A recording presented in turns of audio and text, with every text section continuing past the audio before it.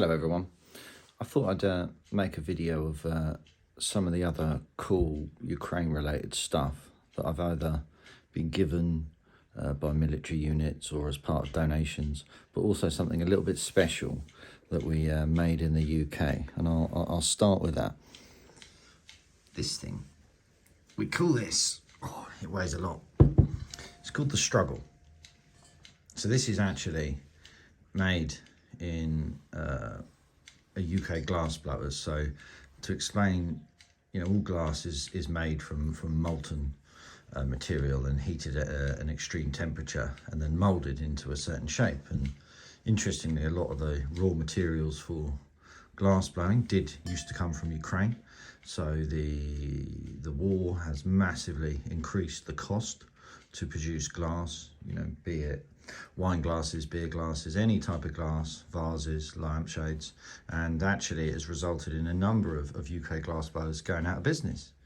But this here we made and we called it the Struggle. It actually is one of the most complex glass blowing methods that is done anywhere in the world. It uses what's called an incalmo technique, and with glass additions, or these are tendrils. And so to explain a little bit more, this was made by a group of guys that I know, myself, ex-British Marines, combat medics, police officers, and glass blowing experts. And everyone wanted to do something to support Ukraine. So the way it's done is the actual, you make it in two sections. You see here, like the bottom and the top. So two people are actually producing this and slowly blowing the glass to make it expand and expand. I'll give you an example of how it's quite big, you see. It's quite an actual large thing. Eventually then you put color into it as well. So we got the blue and the yellow of Ukraine, and it's actually forged together. So you actually mold the glass together. Now you have to keep it at all times under an extreme level of heat to make it work. And if you don't keep it at the extreme heat, it will just crack and shatter into pieces. Then what we did is each person that was involved in it put on one of these tendrils, and we thought we didn't want to make it look beautiful. The whole point was it shows, the horror of war, and each tendril marks the person's contribution to it and their own battles, for what they've done. So most people involved had served their country throughout their lives. And then the top half, it's more beautiful, right? We kept the tendrils down on the bottom, but you'll see there are imperfections on it, because after a war, you're never quite the same and there will be scars left. So yeah, this was pretty cool. We call this the Struggle. I might auction it to raise money for Ukraine, but it's a pretty one-off, unique, one-of-a-kind thing, and it means quite a lot to me. Beyond that, I've got some other stuff. Pop that there. There it is. You get your military playing cards. So here's Ukraine's Most Wanted Edition 1. I'll show you what you get in here. Most militaries do this, right? Americans, etc.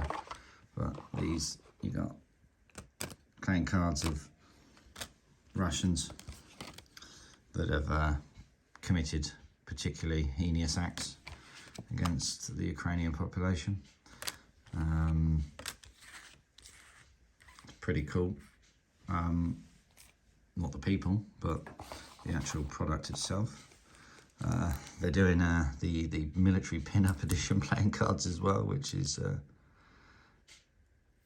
fairly unique. I haven't actually taken these out of the pack. I've got no idea what they're like. You get postcards.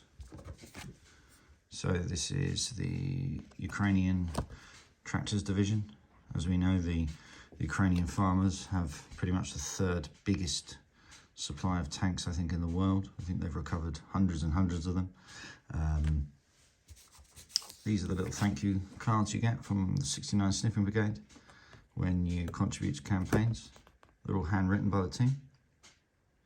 So super cool. So when you donate to us and you get your patches, you should get one of these as well. You can collect them. It's pretty self-explanatory.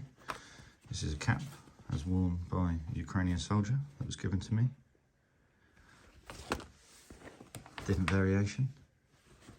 Same Ukrainian digital camo, which, you know, in terms of military camo is a really cool design. I do like their digital design. I think I've got a selection of other patches as well.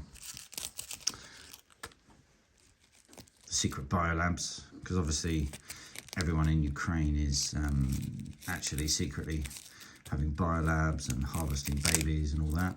So we've made a series of patches that takes the mick out of that. I've got a few of those. Ooh. Got the Avastar ones here. Azov. That is the military intelligence of Ukraine.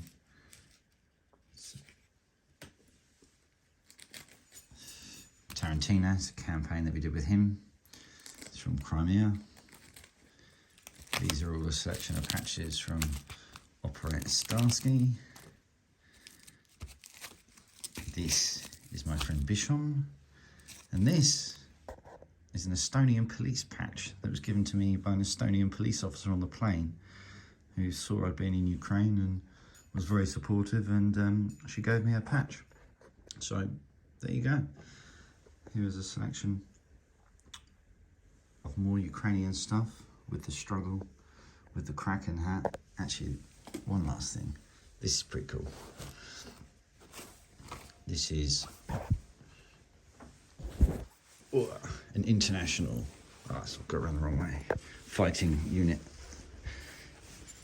in Ukraine.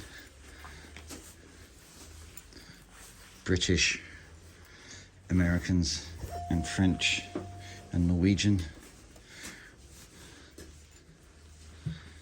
And this is their flag. They've got a few of these flags. They have them into battle, but you can also get them if you donate to them. They're called the Dirty Dozen. And there you go.